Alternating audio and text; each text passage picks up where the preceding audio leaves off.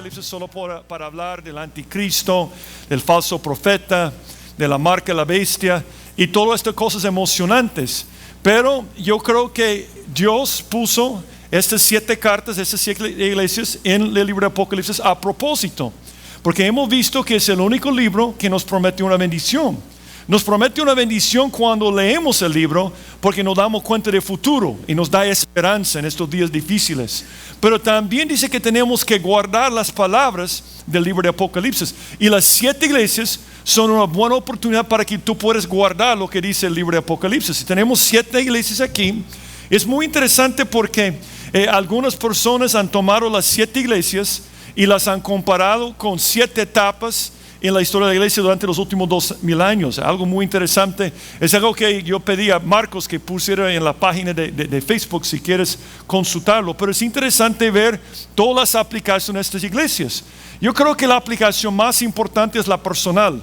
Yo creo que aunque hable de 7 iglesias históricas que realmente existieron, los problemas que vemos y las cosas buenas que vemos en esas iglesias tienen aplicación para nosotros. Y esta noche vamos a ver lastimosamente la peor iglesia hasta ahora. Es una iglesia terrible. La semana pasada vimos una iglesia que dijimos que se había casado con el mundo. ¿Te acuerdas que Pérgamo significa mucho matrimonio? Y vimos una iglesia que se casó con el mundo, una iglesia con un pie en el mundo y un pie en la iglesia. Vimos la importancia de cómo mantenernos puros, ¿verdad? Por la influencia del mundo. Pero si esa iglesia se había casado con el mundo, la iglesia de esta semana estaba celebrando los aniversarios, porque esa es una iglesia terrible, la iglesia en Tiatira. Leamos lo que dice Apocalipsis 2:18. Pero yo creo que esta iglesia tiene una advertencia muy importante para nuestras vidas. Apocalipsis 2, versículo 18. Y escribe al ángel de la iglesia en Tiatira: el Hijo de Dios, el que tiene ojos como llama de fuego y pies semejantes a bronce bruñido, dice esto: yo conozco tus obras y amor y fe y servicio y tu paciencia, y que tus obras postreras son más que las primeras. Ahora oye esto, versículo 20. Pero tengo unas pocas cosas contra ti, que toleres que esa mujer Jezabel, que se dice profetiza, enseñe y seduzca a mis siervos a fornicar y a comer cosas sacrificadas a los ídolos. Esa es una iglesia tan mundana que estaba permitiendo dentro de la iglesia que la gente sacrificaba a los ídolos. ¿Te puedes imaginar esto? Y que estuvieran cometiendo fornicación. Y lo interesante de esta carta, de esta iglesia, es que Jesús está condenando a la iglesia no por la intolerancia. Está condenando la iglesia, ¿por qué? Por la tolerancia. Es curioso en estos días, porque en estos días en los cuales vivimos, quizás el pecado universal más grande que uno puede cometer es intolerancia. Si tú estás en la universidad, o si tú estás trabajando con una empresa que le gusta agarrar los principios nuevos del mundo, tú sabes que habla mucho de la importancia de la tolerancia. Y es curioso porque cuando yo era un niño y un joven, yo me acuerdo que tolerancia significaba esto: tú crees algo diferente, tú tienes un estilo de vida diferente, y lo que yo hago es que yo acepto que tienes el derecho de vivir de esta forma. Pero la tolerancia significa ahora que yo tengo que aceptar lo que estás haciendo. En otras palabras, tolerancia antes era: si una persona está haciendo algo con la cual no estoy de acuerdo, yo le digo, ok, tiene derecho, pero no apruebo. Pero si hoy en día dices que no apruebas un estilo de vida, te dicen que eres una persona que odias, o dicen que tienes una fobia. ¿Ha visto eso? Que ha inventado un montón de fobias. Entonces, muchas personas que trabajan en lugares así o están en la universidad sienten la presión de aprobar todo. Todo está bien. De hecho, la persona moderna dice que no tenemos el derecho de decir que alguien está malo, porque no hay nada absoluto. Vivimos en un día donde todos tienen razón.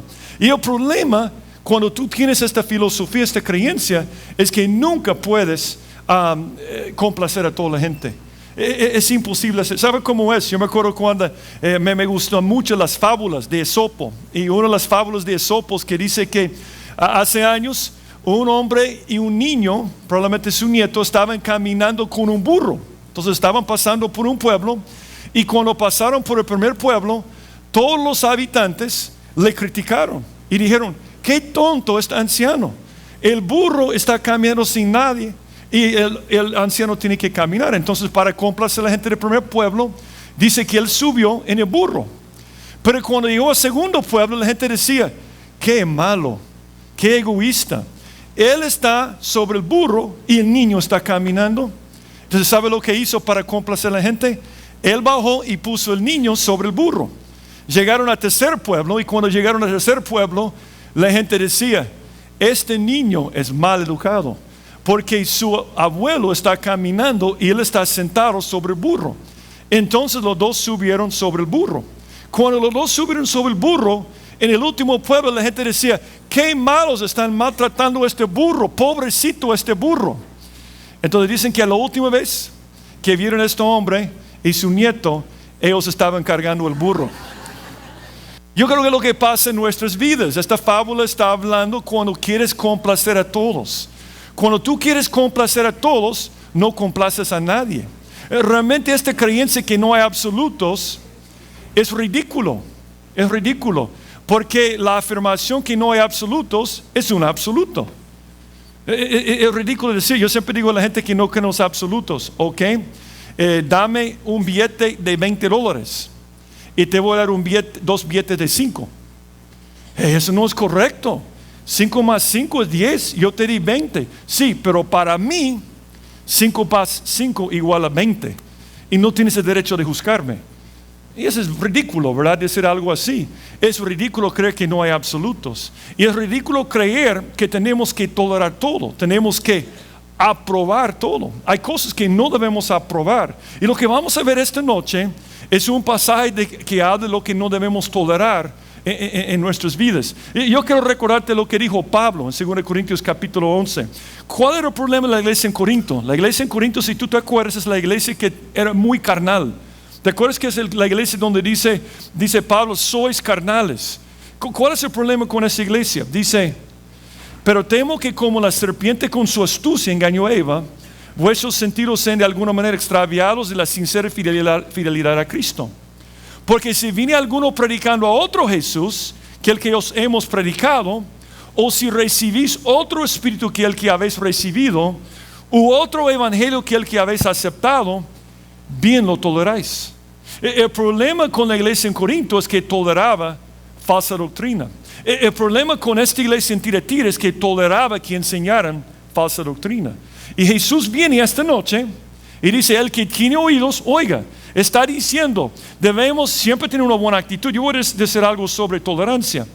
Si yo no apruebo lo que una persona está haciendo, no significa que voy a hacer algo malo a esta persona.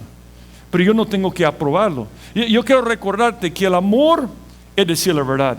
Si tú amas a una persona, si tú amas a alguien en la iglesia, o a alguien en tu familia, o a alguien con el cual estás trabajando, si realmente le amas, le vas a decir la verdad.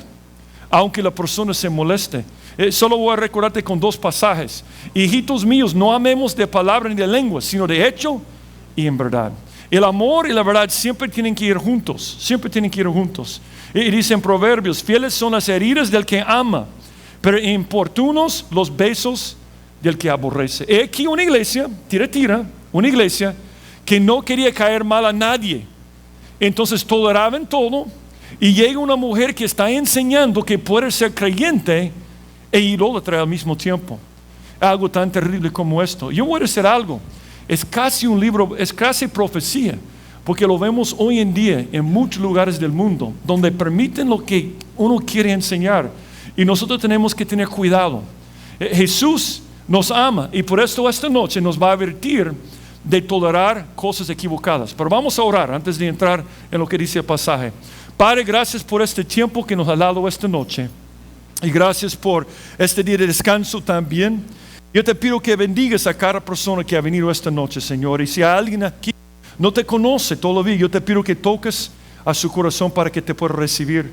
Y yo te pido, Señor, que al estar viendo esta carta con una advertencia tan grande, que podamos aprender de esta carta, que podamos aprender de Jesús y hacer los cambios necesarios para alinearnos con lo que dice tu palabra. Y Señor, quizás necesitamos enseñar esto a otras personas también, Señor. Danos el amor, pero también la verdad para hacer la cosa correcta, Señor. Háblanos esta noche por medio de tu Espíritu. En el nombre de Jesucristo te lo pido. Amén. Vamos a ver 3 cosas esta noche de cuando no debemos ser tolerantes. El título cae mal a muchas personas, porque dicen que debemos ser tolerantes de todo. Pero yo voy a decir algo sobre los que dicen que debemos ser tolerantes de todo. No son tolerantes de los intolerantes. Entonces, no es cierto lo que están diciendo. Hay algunas cosas que no debemos tolerar.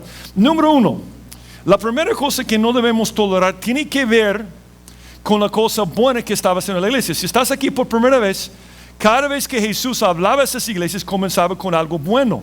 Entonces tú puedes aprender algo de la parte buena y algo de la parte mala. Entonces vamos a aprender la parte buena primero. Dice en el versículo 19, hablando de sus cosas buenas: yo conozco tus obras y amor y fe y servicio y tu paciencia, y que tus obras postreras son más que las primeras. Viene Jesús y dice, va a decir algo fuerte a ellos, pero Él comienza diciendo, ustedes tienen algo bueno. Y lo que es muy bueno de ustedes es que hacen obras. Yo creo que la primera cosa que no debemos tolerar entonces es apatía hacia Dios. Yo estaba leyendo acerca de un niño que una vez fue a un show con un ventrílocuo. Y el ventrílocuo, por supuesto, tenía su muñeco a la par. El muñeco estaba sentado sobre sus piernas, y para interactuar con la audiencia, el muñeco comenzó a hacer muchas preguntas a un niño que estaba en la primera fila. El niño era muy niño, entonces él creía que era un niño de verdad que estaba platicando con él. Y todo el tiempo estaba realizado hablando con este muñeco. Cuando terminó la presentación, el niño se acercó al muñeco y siguió hablando con él. Y la primera cosa que dijo, que salgamos a jugar. Y le describió un campo y donde podían ir a jugar. Y el otro hombre ventrílocuo estaba diciendo por medio de su muñeco, no puedo, estoy muy ocupado. Pero el niño insistía, hasta que se frustró el niño. Y finalmente el ventrílocuo tuvo que decir la verdad. Él dijo al niño, el muñeco no hace nada, solo habla. El muñeco no hace nada, solo habla. Y yo pensé, eso está describiendo a algunas personas en este mundo. No hacen nada para el Señor, pero habla mucho. Y esta iglesia hacía mucho. Yo creo que no debemos tolerar un estilo de vida donde digo, soy creyente, pero no hago nada. Yo no quiero ser como el muñeco. El problema con el muñeco es que el muñeco está muerto, y por eso no puede hacer nada. Cuando un creyente tiene una relación viva con Dios, va a querer hacer algo. Estamos de acuerdo con esto, ¿verdad? Tú conoces este pasaje en Santiago. Todo el mundo conoce este pasaje. Así también la fe, si no tiene obras, ¿es qué? Es muerta en sí mismo. Pero alguno dirá, tú tienes fe y yo tengo obras. Muéstrame tu fe sin tus obras y yo te mostraré mi fe por mis obras. ¿Sabe cómo son las obras? Son como el anillo que uno usa cuando está casado. Este anillo lo tengo aquí para mostrarte que estoy casado. El anillo en sí no me hace casado. Hacer obras no te hace salvo tampoco. Es evidencia, es fruto de tu relación con Dios. Las obras no te pueden salvar. Eres salvo por la gracia de Dios. Pero si eres salvo, vas a hacer obras. Si no haces obras, eres como el muñeco, perdón. Puedes hablar, pero no estás haciendo nada. Es una relación muerta con el Señor. Y esta iglesia entendía esto muy bien. Algo muy bueno de ellos es que entendían esto. Yo voy a decir algo sobre tolerancia. No es que no debo tolerar apatía hacia Dios en otra gente. Estoy hablando de mí mismo. Yo, Steve, no debo tolerar apatía hacia Dios en mi propia vida, porque Dios no lo va a tolerar. ¿Tú te acuerdas de la historia de los hombres, la parábola de los talentos? Dice que un señor vino y dio 10 talentos a un hombre, 5 talentos y 1 talento. El de 10 talentos invirtió, de 5 invirtió. ¿Y te acuerdas lo que dijo el de 1 talento? Dijo, yo sabía que eres un hombre severo, así que no hice nada. ¿Y te acuerdas lo que dijo el Señor representando a Dios? Él dijo, respondiendo su Señor, le dijo, siervo malo y negligente. O sea, siervo malo y apático, en otras palabras. ¿Sabías que ciego donde no sembré y que recojo donde no esparcí? Por tanto debías haber dado mi dinero a los banqueros, y al venir yo hubiera recibido lo que es mío con los intereses. Quitarle pues el talento y dalo al que tiene 10 talentos, porque al que tiene le será dado y tendrá más, y al que no tiene, aun lo que tiene le será quitado. Y al siervo inútil, echarle en las tinieblas de afuera, ahí será el lloro, el crujir de dientes. ¿Sabe lo que está diciendo esta parábola? Si eres realmente un creyente, un hijo de Dios, vas a hacer cosas para el Señor. Esas cosas no te salvan, son evidencia que tú eres un creyente.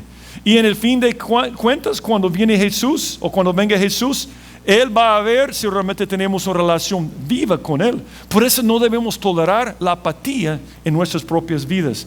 Si amamos a Jesús, le vamos a servir. Ahora, algunos comentarios sobre el versículo 18. Dice, y escribe el ángel de la iglesia en Tiatira. Y yo te he dicho que es interesante que el significado de cada pueblo o ciudad tiene que ver con las palabras que Jesús escribió. Por ejemplo, Pérgamo, mucho matrimonio, la iglesia que se había casado con el mundo. Esmirna, ¿te acuerdas? Sufrimiento, como mirra. Entonces era la iglesia que sufría.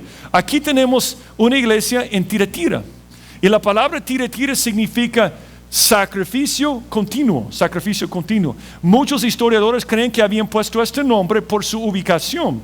Estaba aquí ubicada cerca de Pérgamo. Si te acuerdas, la semana pasada, en la antigüedad, Pérgamo era una ciudad muy importante, era la ilustre ciudad.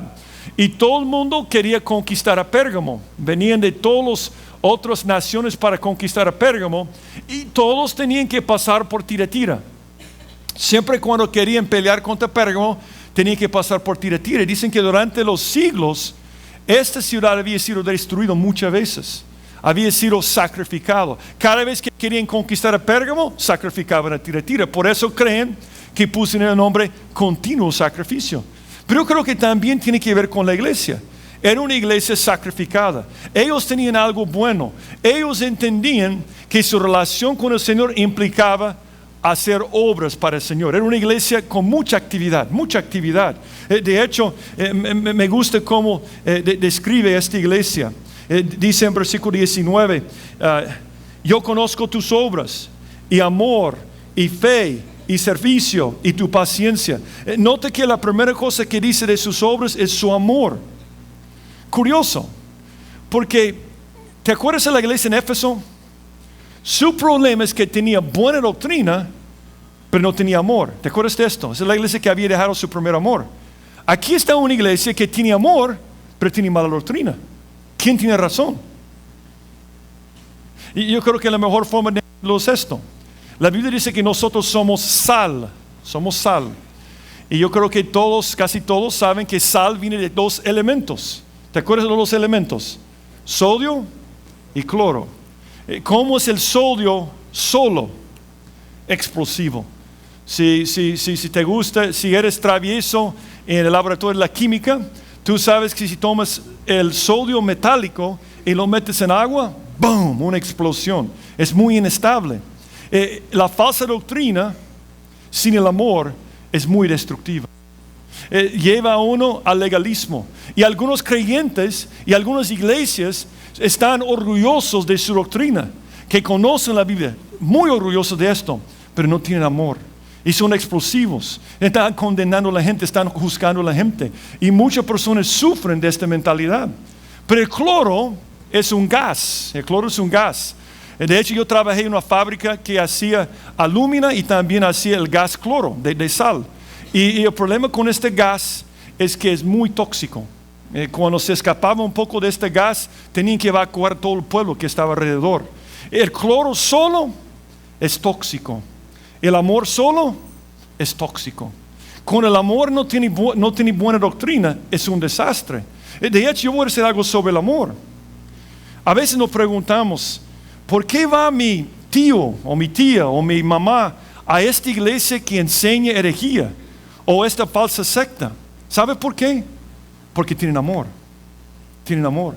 Podríamos aprender mucho de esas iglesias, porque por su amor atraen muchas personas y les enseñan la falsa doctrina. Debemos tener las 2 cosas, porque si tomas el cloro tóxico y el sodio explosivo y lo combinas, ¿qué tienes? sal, y es una bendición. La sal es una gran bendición. Es igual con el creyente. El creyente tiene que tener amor, como la iglesia en Tiatira, pero tiene que tener también buena doctrina. Y esta iglesia amaba a la gente. Yo creo que por eso estaba atrapando tantas personas en la doctrina de Jezabel. Ese era el problema. Yo estaba pensando cuando estábamos hablando de Visión 2020, yo no sé cuántos llegaron a Koinonia, pero ahí hablamos del milagro de Eliseo. ¿Te acuerdas? Que decía de la ciudad es buena, pero la tierra estéril completamente. Y las aguas malas. ¿Y qué echaron? Sal para sanarlo. Y la sal representa al creyente. Si nosotros queremos impactar a nuestra casa, a nuestro trabajo, a nuestra escuela, tenemos que ser como la sal. Y dos cosas son importantísimas: el amor y la buena doctrina. Y ellos tenían mucho amor. Yo creo que por eso tenían fe, porque cuando tú tienes amor para con Dios, eres fiel a Dios. Si amas a tu esposa, eres fiel. Si amas a tu esposo, eres fiel. Si amas a tu amigo, eres fiel. Y por eso dice: yo conozco tus obras, amor y fe.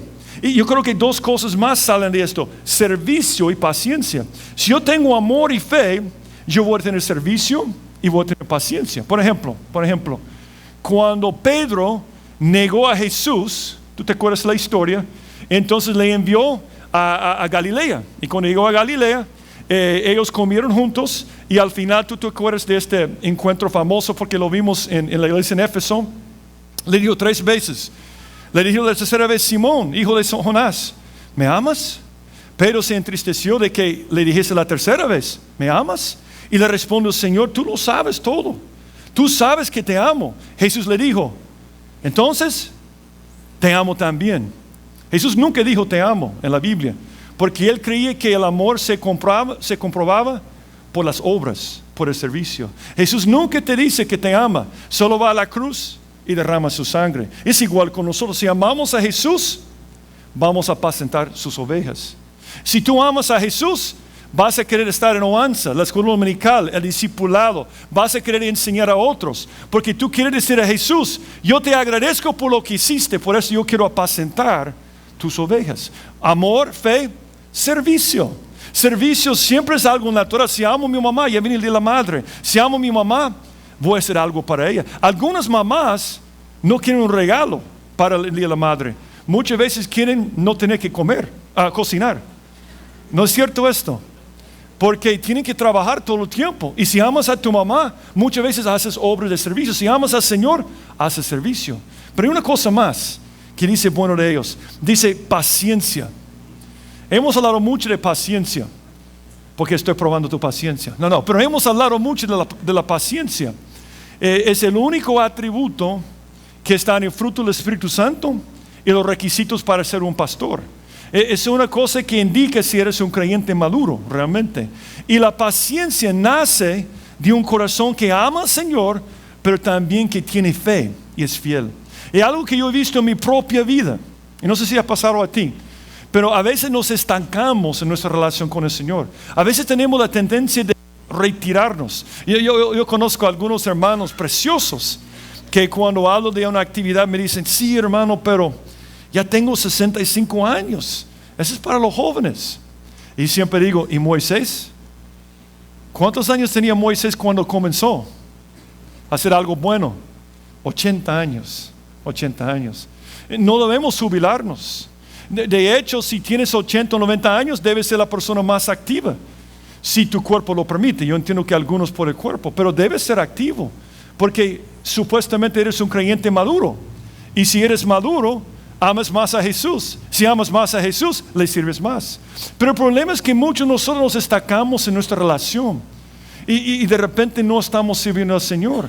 Es muy peligroso esto, porque puede afectar tu relación con el Señor. Siempre me gusta este pasaje que habla de servicio, porque a veces cuando estamos trabajando para el Señor pensamos que Dios no está viendo. Dice Hebreos 6:10: porque Dios no es injusto para olvidar vuestra obra y el trabajo de amor, porque trabajar para el Señor siempre nace del amor que habéis mostrado hacia su nombre, Jesús, habiendo servido a los santos y sirviéndoles aún. Si tú estás trabajando semana tras semana en la iglesia o en un ministerio, Dios está viendo. Está diciendo, yo veo esto cada semana, yo veo lo que estás haciendo. Y dice, pero deseamos que cada uno de vosotros muestre la misma solicitud hasta el fin. Y para hacerlo hasta el fin, ¿qué necesitas? Paciencia. ¿De dónde viene la paciencia? Amor y fe. Cuando tienes una relación viva con el Señor, cuando no eres como el muñeco, ¿verdad? Que hablas y no haces, entonces puedes aguantar las pruebas, puedes aguantar el tiempo. Y dice, hasta el fin. ¿Para qué? Para plena certeza de la esperanza, a fin de que no os hagáis perezosos, o sea, apáticos, sino imitadores de aquellos que por la fe y la paciencia heredan las promesas. Está diciendo que cuando un creyente, después de muchos años, se jubila, muchas veces pierde la esperanza. Y yo conozco a algunos hermanos de años que tienen dudas en cuanto a su salvación. Y el problema es que no están sirviendo al Señor.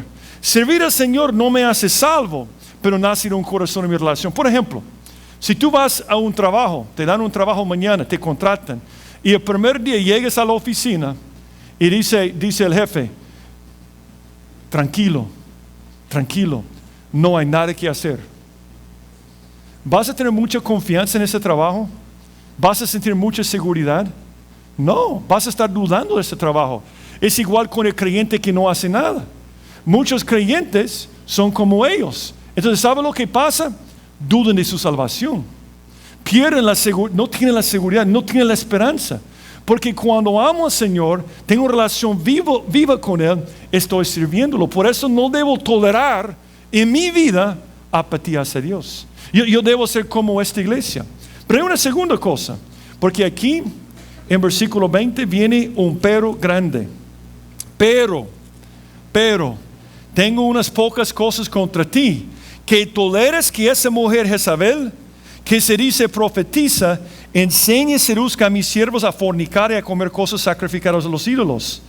Y le ha dado tiempo para que se arrepienta, pero no quiere arrepentirse de su fornicación. Y aquí yo la arrojo en cama, y en gran tribulación los que con ella adulteran, si no se arrepienten de las obras de ella. Y a sus hijos heriré de muerte. Y todas las iglesias sabrán que yo soy el que escudriña la mente y el corazón, y os daré a cada uno según vuestras obras. Ahora tiene sentido por qué Jesús se identificó como el Hijo de Dios. Regresemos al versículo 18. Porque acuérdate de que cada identificación de Jesús tiene que ver con el sabor de la carta. Y él dice en el versículo 18, el Hijo de Dios, el que tiene ojos como llama de fuego y pies semejantes a bronce bruñido, dice esto. Es curioso porque en capítulo 1 se identificó como el Hijo del Hombre. Aquí es el Hijo de Dios. El Hijo del Hombre es su título mesiánico. Él es el sumo sacerdote. Él usó este título 80 veces, de 84 veces en toda la Biblia. Y Él viene a ti y dice, yo soy el Hijo del Hombre, yo siento tu dolor. Yo me compadezco de lo que está pasando en tu vida. Yo estoy cuidándote. Yo estoy haciendo intercesión. Yo soy el Hijo del Hombre. Pero aquí no dice Hijo del Hombre, dice Hijo de Dios. Con ojos penetrantes, con pies probados. Porque en la iglesia en Tiatira dice, qué bueno lo que están haciendo, pero yo vengo para juzgarles por lo que creen. Tienen mucho activismo, pero no creen la cosa correcta. De hecho, yo he conocido muchas personas que cubren un corazón lejos de Dios con mucha actividad. Tenemos que tener el equilibrio. Es lo que estaba pasando en esta iglesia. Es tremendo ver cómo muchos se han desviado de la doctrina. Y por eso yo creo que la segunda cosa que no debemos tolerar en la iglesia es apostasía de la doctrina. Es triste que hoy en día la doctrina no es muy importante. Uno puede creer cualquier cosa. Estaba leyendo la historia de un pastor. Estaba buscando un pastor en una iglesia hace años. Y dicen que quedaron sin pastor e hicieron una búsqueda por todo lugar donde vivían por un pastor. Entonces llegó un pastor para entrevistar con los diáconos, porque los diáconos estaban buscando un pastor. Entonces llegó y era un hombre desordenado en su forma de vestirse. Y llegó donde los diáconos y un diácono le preguntó si conocía la Biblia. Claro que sí, dijo. Yo conozco la Biblia desde generaciones hasta revoluciones. Y dijeron, ¿y cuál es la parte favorita de la Biblia? ¿Cuál es su parte favorita? Eso es fácil, el Nuevo Testamento. ¿Y cuál es su libro favorito? El libro de las parábolas. ¿y cuál es su parábola favorita? Y él dijo, la parábola del cementeriano. Y dijo, cuéntanos la parábola del samaritano. Entonces el hombre, este pastor, se puso de pie delante de los diáconos y contó la parábola. Y yo tengo la parábola escrita aquí, según este pastor. Un hombre descendía de Jerusalén a Jericó, dijo los diáconos, y cayó en manos de unos ladrones, y los espinos crecieron y ahogaron al hombre. Y siguió y se encontró con la reina de Saba. Y él dio a ese hombre, Señor, 1,000 talentos de plata y 100 mudas de vestidos. Y subió a su carro y condujo impetuosamente. Y mientras conducía debajo de un gran árbol, su cabello se enredó en una espesa rama y lo dejó colgando ahí. Se quedó así muchos días y muchas noches. Los cuervos le traían pan para comer y agua para beber. Y una noche, mientras él estaba colgado y dormido, su esposa Dalila llegó y le cortó el cabello. Y cayó en pedregales. Y comenzó a llover y llovió 40 días y 40 noches. Y se escondió en una cueva. Más tarde continuó y se encontró con un hombre que dijo, ven conmigo a casa y come pan. Pero él dijo, acabo de casarme y por tanto no puedo ir. Y el hombre se fue por los caminos y por los vallados y le forzó a entrar. Luego vino a Jerusalén y vio a la reina Jezabel sentada en lo alto. Y levantaron una ventana en la pared. Cuando lo vio, ella se echó a reír. Y él dijo, echadla abajo. Y ellos la echaron. Y él dijo, echadla abajo de nuevo. Ellos le echaron 70 veces 7. Y los pedazos que recogieron llenaron completamente 12 canastas. Y terminó diciendo, ahora en el día del juicio, ¿de cuál de ellos será ella mujer? Y se sentó. Entonces dice que el hombre se fue y los diáconos se reunieron. Y el presidente de los diáconos dijo, este hombre muy desordenado, ¿cómo se viste? Tiene que cambiarlo. Pero ¿cómo conoce la palabra de Dios? Y los diáconos votaron unánimes por este pastor, ¿verdad? ¿Sabe lo que es triste de esta historia? Que obviamente es absurdo, ¿verdad? Yo he escuchado a algunas personas hablar así cuando hablan la Biblia. Y he escuchado muchas personas. Yo me acuerdo muy bien, estaba en Colombia. Y me dijo, sí, usted no conoce a oír este pueblo, que hay un pueblo en Colombia que está por un volcán y hizo una erupción y vino tanta agua y lodo que sepultó a todo este pueblo. Y me dijo ese señor, sí, ese pueblo, fíjese que sabe lo que pasó. Llegó un profeta y profetizó contra esta ciudad. ¿Y sabe lo que pasó? Fue sepultado como la Biblia había dicho. Y no quedó ni una piedra sobre otra piedra, como decía la Biblia, en Isaías. Y yo pensé, ¿qué le voy a decir? O sea, no quiero echar a perder su día, ¿verdad? Pero completamente incorrecto. Y mucha gente habla así. Yo no sé cuántas veces alguien me cita un pasaje en Isaías o algo y nada que ver. Y es triste. ¿Sabe por qué es triste? Yo sé que la gente lo hace de vez en cuando para apantallarte, ¿verdad? Pero muchas veces lo hacen por ignorancia. Y el peligro con la ignorancia es que alguien te puede engañar. La peor cosa que te puede pasar en este país es que te bajaron, ¿verdad? Alguien quiere bajarte espiritualmente. Y cuando no conocemos la palabra de Dios y toleramos la falsa doctrina, es un desastre. Yo siempre me preguntaba antes, ¿por qué cuando Jesús estaba con la gente, siempre hablaba con tanto cariño con los pecadores? ¿Te acuerdas la queja de los fariseos? Él come con los comilones y los borrachos y todo esto. Pero cuando estaban los líderes religiosos, bien vestidos, bien correctos, ¿qué decía ellos? Sepulcros emblanqueados, víboras, serpientes. Porque Jesús sabía algo. La falsa doctrina destruye hasta una nación entera.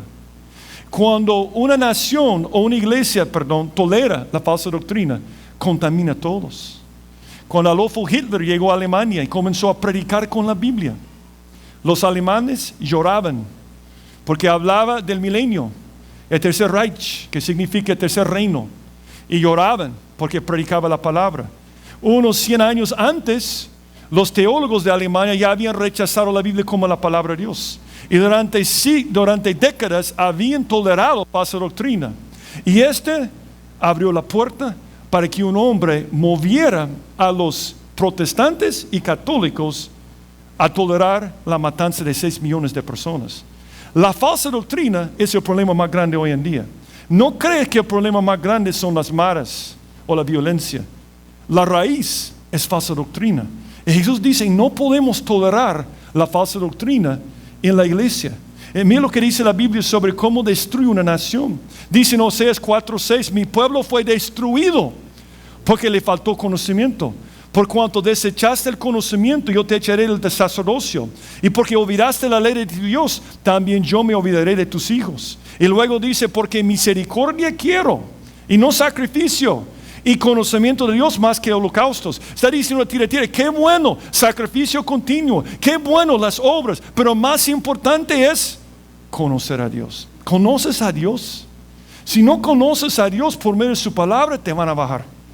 Seguramente te van a engañar y puede destruir a tu vida y puede destruir el alma de muchas personas. Y por eso viene Jesús con un corazón cargado diciendo, ustedes toleren que esta mujer enseñe herejía y no es bueno.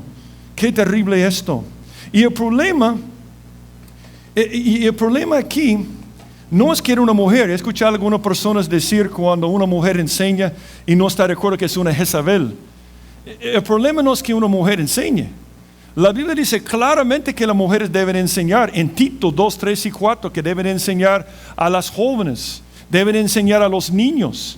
Lo único que no deben enseñar a los hombres. 1 Timoteo 2:12 lo dice. Pero sin mujeres enseñando, la iglesia es un desastre. Es un desastre completo. Timoteo fue enseñado por ¿quiénes? Su mamá y su abuela. Moisés, ¿quién le salvó? Su mamá. ¿Quiénes sostenían a Jesús? Un grupo de mujeres. Lo que pasa es que el problema no es que estaba enseñando. El problema es lo que estaba enseñando. Y estaba enseñando falsa doctrina. Una cosa terrible. Y una cosa terrible lo que estaba enseñando. Ahora, algunas personas dicen, ¿por qué estaba enseñando una mujer en la iglesia? Dicen porque la iglesia fue fundada por una mujer. ¿Te acuerdas quién es la primera europea que se convirtió? ¿Quién es la primera persona que se convirtió en el continente de Europa? Muy bien, Lidia, ¿verdad? Lidia estaba en Filipos, que está en Grecia. Y dice en Hechos 16, entonces una mujer llamada Lidia, vendedora de púrpura de la ciudad de Tiatira, que adoraba a Dios, estaba oyendo. El Señor abrió el corazón de ella para que estuviese atenta a lo que Pablo decía. Y dice, cuando fue bautizada y su familia nos rogó diciendo, si habéis juzgado que yo sea fiel al Señor, entrar en mi casa y posar, y nos obligó a quedarnos.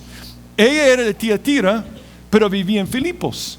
Y su familia se convirtió, y algunos dicen que llegó a Tiatira para fundar esta iglesia. No podemos estar seguros de esto realmente. Pero algo curioso es que dice que era vendedora de púrpura, vendedor de púrpura. ¿Y por qué es importante esto?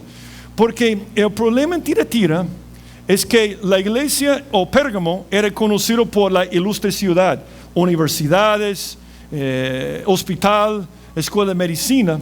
Tiatira era otro lugar, era un lugar conocido por los obreros. Y su trabajo principal era sacar púrpura de las conchas. Yo creo que podemos identificarnos con su trabajo porque el Salvador vivió de añil por muchos años. ¿Estamos de acuerdo con esto? Porque antes de las tintas sintéticas, la tinta azul o púrpura era valioso, o sea, era carísimo. Entonces lo que hacían es que sacaban este polvo, una gota, casi unas gotas de las conchas y lo hacían polvo y después la tinta de púrpura. Entonces había muchos obreros en Tiatira. Era la ciudad obrera, podríamos llamarlo. Entonces un lugar donde la gente pertenecía a los gremios. ¿Te acuerdas que hablamos de los gremios la semana pasada? Es muy importante esto, porque tiene una aplicación para nosotros. Si tú querías trabajar en aquel entonces como un obrero, tenías que pertenecer a un gremio. Y cada gremio tenía un templo y tenía un Dios. Si querías quedarte con ellos, tenías que ir a sus cultos de adoración. Pero en sus cultos de adoración había mucha idolatría. Comían la carne, sacrificaban a los ídolos. Para nosotros no es nada. Pero ¿cuántas veces has leído en la Biblia cuando habla de carne sacrificada a los ídolos? Era un problema para ellos porque cuando ellos adoraban a sus dioses eran demonios. Y comer siempre en la Biblia es un cuadro de la comunión. Entonces tú pertenecías a un gremio, llegabas para esta gran fiesta Y estabas teniendo comunión no solamente con otra gente, sino con el Dios, que realmente era un demonio. Y el otro problema era esto. Las profetisas eran prostitutas. Porque la forma que hacían su culto es que eran dioses de fertilidad. Entonces llegaban los hombres y pagaban su voto y tenían relaciones. Entonces tú eres un creyente ahora y te dicen, si quieres seguir trabajando como albañil o mecánico o carpintero, tú tienes que pertenecer a este gremio. Y eso significa que tenías que llegar a estas fiestas terribles. Entonces los creyentes tenían un problema. ¿Qué hago? Y por supuesto, los creyentes entregados al Señor decían, yo no puedo hacer esto, no puedo tener un pie en el mundo y un pie en la iglesia. Y muchos perdían su trabajo. Muchos eran perseguidos, como vimos la semana pasada. Pero viene Jezabel y él dice, no está bien. La iglesia es la iglesia y el negocio es el negocio. Tú puedes vivir de una forma el domingo y otra forma el lunes y sábado.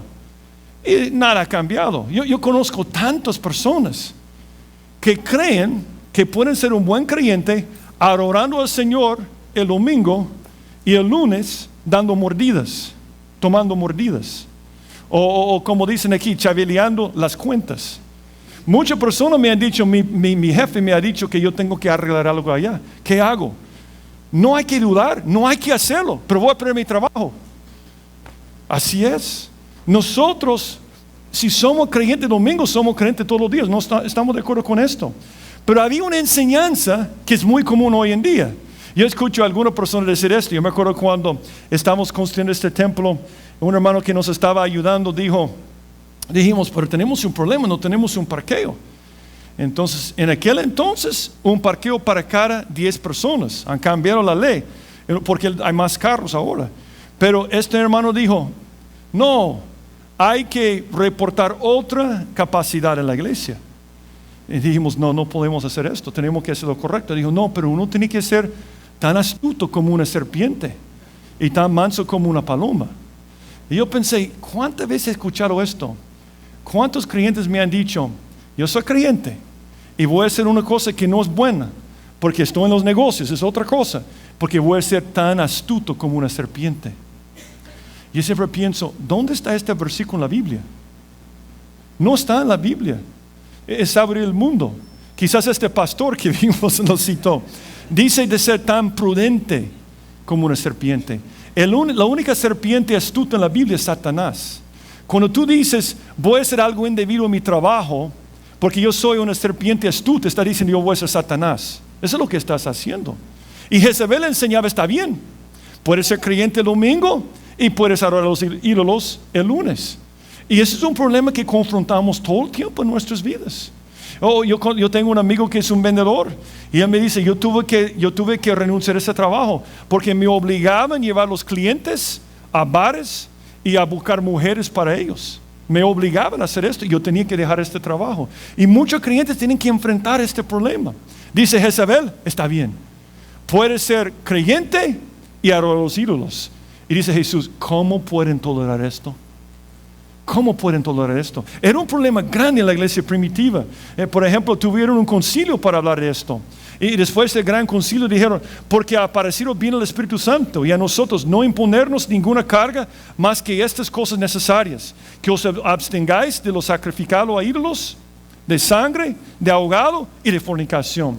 De la cual cosa si os guardares bien haréis pasarlo bien. Era un problema grande en la iglesia primitiva. Y viene Jesús, dice que eso no es bueno. Ahora, ¿quién era Jezabel? ¿Quién era Jezabel? Tenemos tiempo aquí para ver esto. ¿Quién es Jezabel? Yo creo que hay varias opciones. Una opción es que su nombre realmente era Jezabel. Ahora, yo voy a decir porque tengo mis dudas sobre esto. Yo te dije en el primer mensaje, tenemos que siempre tomar el libro de Apocalipsis literal. Pero cuando es imposible hacerlo, tenemos que buscar otra explicación. ¿Estamos de acuerdo, verdad? Jezabel. El problema con Jezabel es que Jezabel es conocido como la mujer más malvada de toda la Biblia. No hay una mujer más malvada que ella. Entonces, poner Jezabel a tu hijo o tu hija en aquel entonces hubiera sido como llamar a tu hijo Judas Iscariote. Oh, el Iscariotito, qué bueno verte, ¿verdad? Nadie pone este nombre. O poner Satanás, o un nombre así. Yo tengo mis dudas que literalmente se llamaba Jezabel, pero es posible, es posible. Yo creo que hay otra explicación, era un apodo. Estaba diciendo, esta mujer es como Jezabel, es una Jezabel en otras palabras. Como a veces decimos que nuestro jefe es anticristo, ¿verdad? No es anticristo literalmente, ¿verdad? Aunque tiene tatuado 666 en su cabeza, pero literalmente no es el anticristo. Pero yo creo que es lo que está diciendo aquí. Ahora, ¿quién es Jezabel? Jezabel es una mujer que era pagana, pero que ella se casó con el rey Acab. ¿Te acuerdas del rey Acab que quería matar a Elías? Entonces Jezabel enseñaba combinar la oración de Baal con la oración de Jehová. Y ese era el problema. Era una mujer muy mala. Por ejemplo, veamos un par de pasajes aquí. Dice, porque le fue ligera cosa andar en los pecados de Jeroboam, hijo de Nabat, y hablando de Acab, y tomó por mujer a Jezabel, hija de Etbaal, rey de los Sidonios, y fue y sirvió a Baal y lo adoró. ¿Cómo se llama Satanás en el Nuevo Testamento? Beelzebú, que viene de Baal y Zebú. Zebú es mosca y Baal el señor de las moscas. Baal es un título para Satanás. Ellos adoraban a Satanás. Y es interesante porque el nombre Etbaal de papá y Jezabel tiene un significado. El nombre Jezabel significa el esposo es Baal. Qué tremendo esto, ¿verdad? Y su papá se llamaba junto con Baal. Y viene Acab y se casa con ella. Pero Jezabel llevaba los pantalones. Jezabel era el poder atrás del trono. Porque ella hacía que mataron a todos los profetas y que trataron de matar a Elías. Y dice hablando de ella, a la verdad ninguno fue como Acab, que se vendió para hacer lo malo ante los ojos de Jehová, porque Jezabel, su mujer, lo incitaba. Y dice, no ha sido dicho a mi Señor lo que hice cuando Jezabel mataba a los profetas de Jehová, que escondía 100 varones de los profetas de Jehová de 50 en 50 en cuevas y los mantuve con pan y agua. Era una mujer tan mala que Elías decía, ¿sabe cómo vas a morir? Comida por perros. Y así murió. De hecho, cuando el pastor citó esto de echarla abajo, estaba hablando de esa parte de su muerte. Y vino una mujer caracterizada por esto, enseñando en la iglesia. Una cosa terrible. Ahora, cuando hablamos de no tolerar, ¿qué podemos hacer? Porque prácticamente cuando yo digo, no debemos tolerar la falsa enseñanza, ¿qué hago cuando un hermano está enseñando falsa doctrina? ¿Qué hago cuando un pastor está enseñando falsa doctrina? ¿Qué hago cuando un pastor de otra iglesia está enseñando falsa doctrina? Eso es lo que yo pienso. Yo pienso que debemos hacer todo en primer lugar dentro de la iglesia local. Yo no debo estar yendo a otras iglesias para atacar a otra gente. Si tú notas, nosotros tenemos mucho cuidado de no dar nombres de otras personas. Porque nosotros no tenemos nada que ver sobre otra iglesia. Pero nuestra iglesia sí, tenemos que tener cuidado. Entonces, si alguien está enseñando falsa doctrina, ¿qué puedo hacer? Dice la Biblia en Romanos 16, 17. Mas os ruego, hermanos, que os fijéis en los que causan divisiones y tropiezos en contra de la doctrina que vosotros habéis aprendido y que os apartéis de ellos. Esa es una cosa que puedes hacer. Pero ¿qué haces si te das cuenta que alguien está enseñando falsa doctrina en la escuela dominical? O en un círculo de vida, en un grupo? Y yo creo que debes seguir los pasos de Mateo 18. Vamos a Mateo 18. Quiero darte algo muy práctico. Y digo esto con mucho amor, porque a veces cuando alguien en nuestra iglesia tiene un problema, viene a mí o viene a Julio. Eso es lo que pasa normalmente. Me dice, hermano, fulano está haciendo esto y esto y esto y esto. Entonces yo siempre digo la misma cosa y Julio también. ¿Y podemos hablar con él sobre este problema? No, es un secreto. Y yo siempre digo, ¿por qué me dijiste entonces? No estás logrando nada. El problema es que muchos de nosotros cuando tenemos problemas con otros creyentes, hablamos con toda la gente, pero no hablamos con la persona. Y esto nunca funciona. Siempre debes hablar con la persona. Y el pastor no existe para arreglar el problema. Hay un proceso que debes seguir. Yo voy a decir algo sobre una iglesia. Esta iglesia no es perfecta, ni es la mejor iglesia en la ciudad. Hay muchas otras buenas iglesias. Nosotros somos pecadores, pero la diferencia es que cuando pecamos podemos resolver nuestros problemas bíblicamente. Eso es lo bueno de estar en una iglesia. Mira lo que dice la Biblia. Y es curioso porque a la segunda mención de la iglesia en la Biblia, La primera mención es cuando Jesús dice a Pedro, sobre esta roca voy a edificar mi iglesia. La segunda vez que habla de la iglesia, habla de cómo tratar problemas. Porque Jesús sabía, en la iglesia va a haber problemas. Y dice Jesús en Mateo 18:15, por tanto, si tu hermano peca contra ti, ve y repréndele estando tú y él solos. Si te oyere, has ganado a tu hermano. Ahora, está hablando también de que hace un pecado contra mí. Si presta dinero y no me paga, es muy común, ¿verdad? Me presta dinero y nunca me paga, se hace loco, nunca habla conmigo. ¿Qué debo hacer? ¿Hablar con toda la iglesia que es un sinvergüenza? Nunca. Cuando haces esto, participes con el pecado. Debes hablar con esta persona, pero también con falsa doctrina, porque la falsa doctrina es algo malo. Entonces, número 2, si él dice, ok, vamos a arreglar, has ganado a tu hermano. Mas si no te oyere, toma aún contigo 1 o 2, para que en boca de 2 o 3 testigos conste toda la palabra. Algo curioso cuando es un pastor. Cuando es un pastor, casi tienes que saltar el primer paso, porque la Biblia dice, contra un anciano no admites acusación sino con 2 o 3 testigos. Lo que pasa a veces es que la gente le gusta acusar sin tener evidencia ni nada. Entonces tiene que haber un sistema para que haya testigos para confirmarlo. Y dice, a los que persisten en pecar, repréndelos delante de todos para que los demás también temen. Entonces, primer paso, voy a solas. Si es un pastor, necesito llevar 2 testigos. Si está en el segundo paso con un individuo, 2 o 3 personas. Y dice, para que en boca de 2 o 3 testigos conste toda la palabra. Si no los oyera a ellos, dilo a la iglesia. Y si no oye a la iglesia, tenlo por gentil y publicano.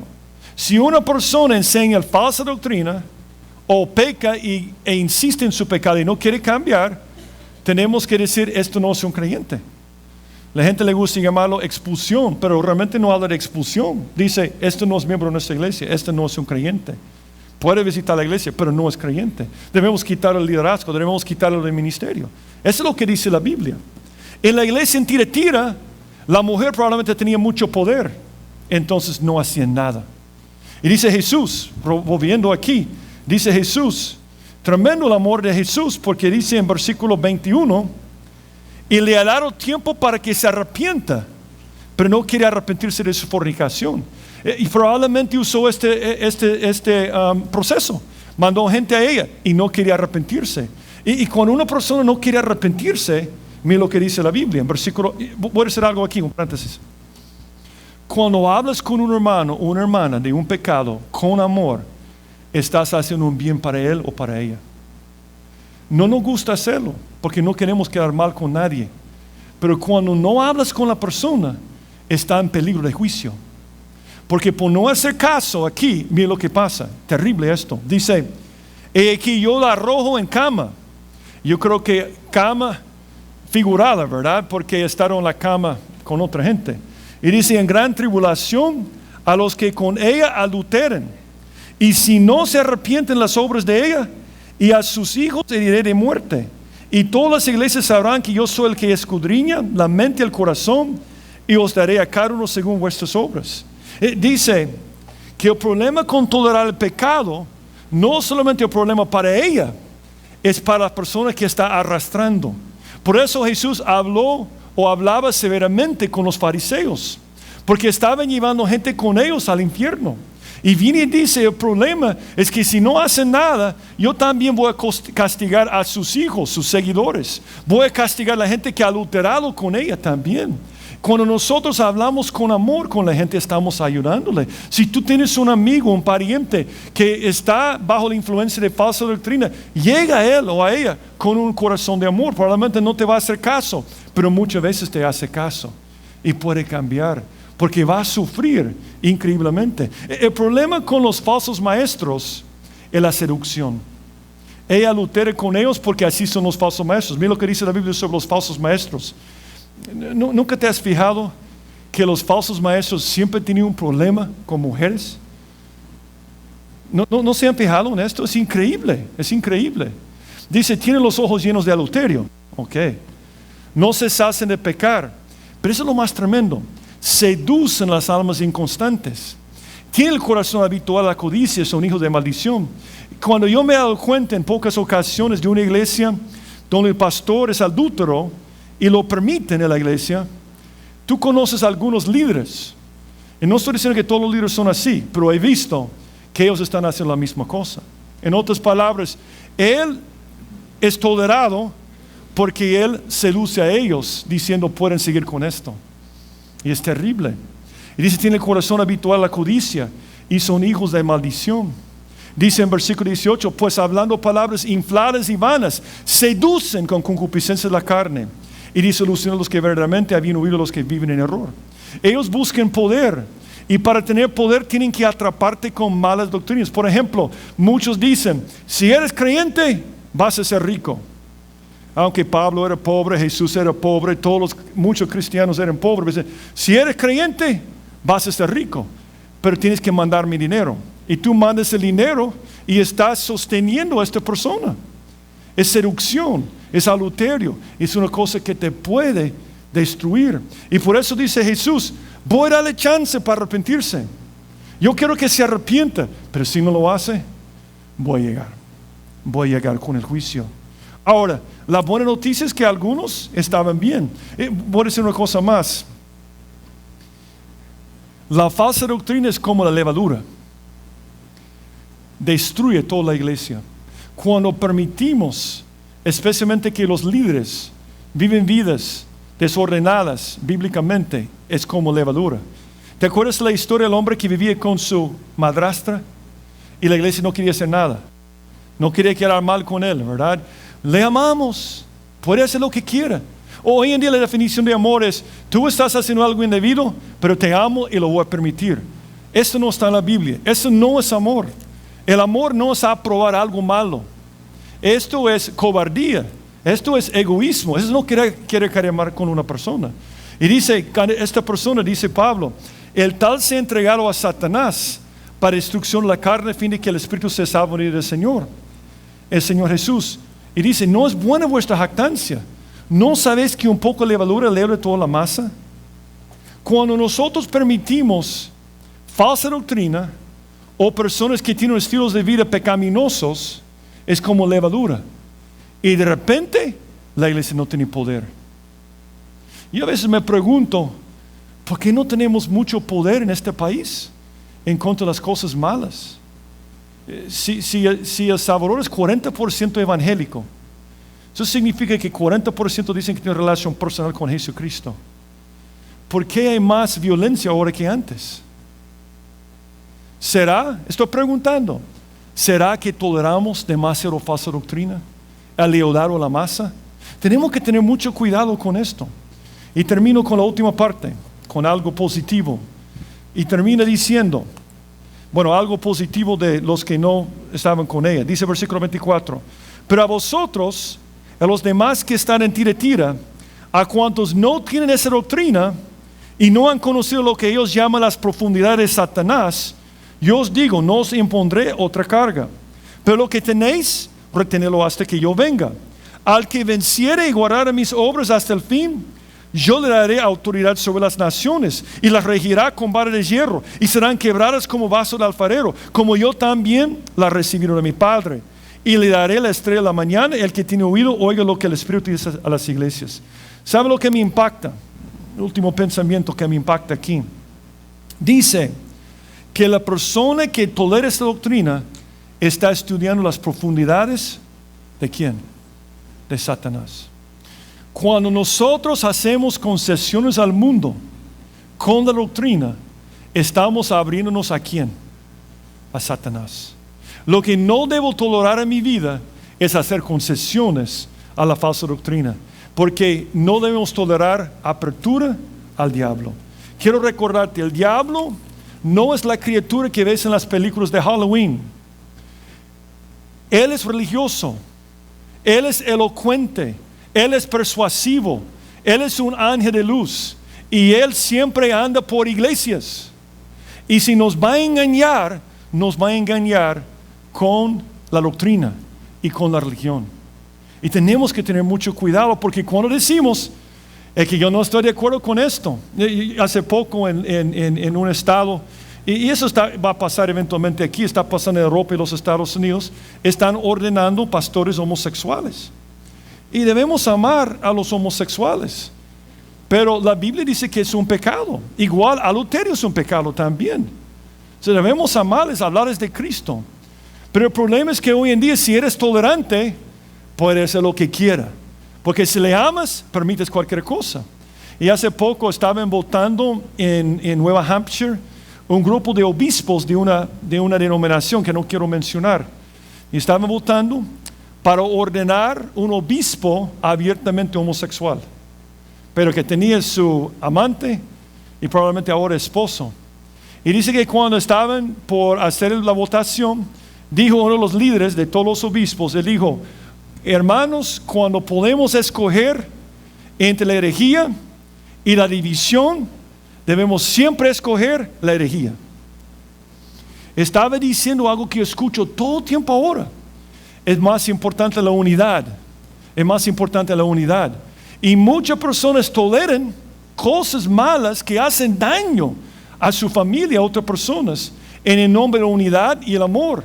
Y ese no es amor bíblico. El amor bíblico es llegar a la persona con gracia, pero decir la verdad.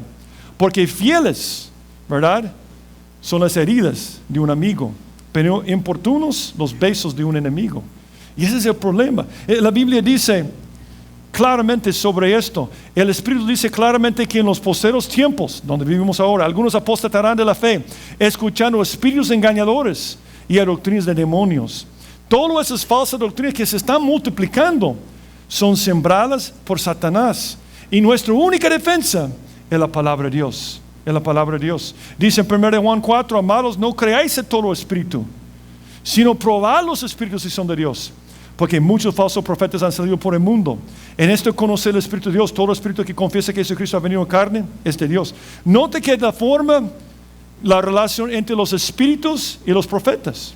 No me debes creer a mí, nunca. Nunca crea lo que yo digo. Nunca.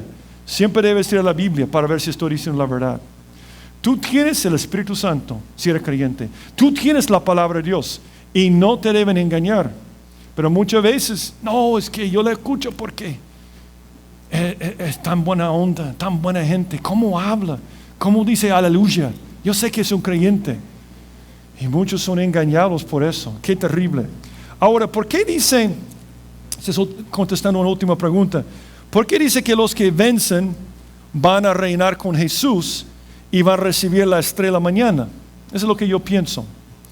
Yo creo que Jesús vino a una iglesia y ve una iglesia completamente entregada al mundo, pero sabe que hay creyentes fieles dentro de la iglesia. Hay buenos creyentes. Y él dice: ustedes que están tolerando y que están alterando con Jezabel, los voy a juzgar, porque probablemente no son creyentes. Pero otro grupo dice que ustedes van a vencer porque son creyentes. Y por querer aguantar esto, van a reinar conmigo. Hay dos planes, en otras palabras. Tú puedes reinar con el diablo ahora. Tú puedes buscar el poder mundano, o puedes reinar con Jesús en la eternidad. Es lo que está diciendo. A veces sentimos rodeados por tanta presión. Presión del mundo, presión de la iglesia, presión por todos lados de comprometer nuestras creencias. Vale la pena no comprometer tus creencias. Vale la pena decir: no, yo voy a creer lo que dice la palabra de Dios, aunque me maten, aunque me digan que yo soy un odiador. Yo lo voy a hacer. Porque ¿sabe lo que vas a recibir? Una vara de hierro para reinar en la eternidad. Si sufrimos con Él, reinaremos con Él. ¿Están de acuerdo? Y también dice la estrella de la mañana. ¿Quién es la estrella de la mañana? Por supuesto es Jesús, ¿verdad? Dice Apocalipsis 22:16. Yo, Jesús, he enviado a mi ángel para daros testimonio de estas cosas en las iglesias. Yo soy la raíz del linaje de David, la estrella resplandeciente en la mañana. Curioso, porque Satanás antes de caer se llamaba Lucero, hijo de la mañana. Es como que está diciendo Jesús: tú puedes escoger profundidades de Satanás, poder aquí en este mundo, o puedes vivir para mí y disfrutar de poder espiritual y tener la estrella de la mañana. Y yo quiero animarnos en esta área. Nunca debemos ser malos con las personas. Debemos tener la actitud correcta, pero hay cosas que no debemos tolerar. No debo tolerar en mi vida apatía hacia Dios. Si soy creyente, no soy como el muñeco, hablando, pero no haciendo nada. Yo voy a trabajar para el Señor, pero también con buena doctrina. No debemos permitir falsa doctrina. Debemos conocer la palabra. Es nuestra arma en contra de las profundidades de Satanás. Y cuando algo está malo, no hagamos concesiones, porque eso nos abre al mismo diablo. El diablo quiere engañarnos y quiere destruirnos. Y dice la Biblia, en los posteros tiempos va a ser peor. Yo te animo en esto, que seamos intolerantes de estas cosas. Oremos. Padre, gracias por tu amor, que nos amas tanto, que estaba dispuesto a venir a este mundo y morir en la cruz por nuestros pecados. Y gracias porque tú eres un Dios santo y perfecto también. Y durante toda la eternidad vamos a cantar santo, santo, santo, porque vamos a estar tan impactados por tu santidad, Señor. Yo te pido de esto para cada uno de nosotros, que podamos ser hombres y mujeres santos, entregados a ti, Señor. Ayúdanos, Señor, a creer en lo que dice tu palabra, a tener convicciones y a trabajar para ti, Señor. Ayúdanos a advertir a los que se encuentran en el camino de error, con una actitud de amor, como la iglesia en Tiatira, pero no con la misma doctrina. Y Señor, te pido que podamos hacer una diferencia en nuestra casa, en nuestro trabajo, en nuestra escuela, y que podamos vivir lo que predicamos, y la gente puede ser atraída a ti, Señor, por medio de nuestro testimonio. Señor, si hay alguien aquí que no te conoce, te pido que toques a su corazón para que te pueda recibir. Así que nos ponemos en tus manos. En el nombre de Jesucristo te lo pido. Amén. Y siempre con los ojos cerrados y la cabeza inclinada.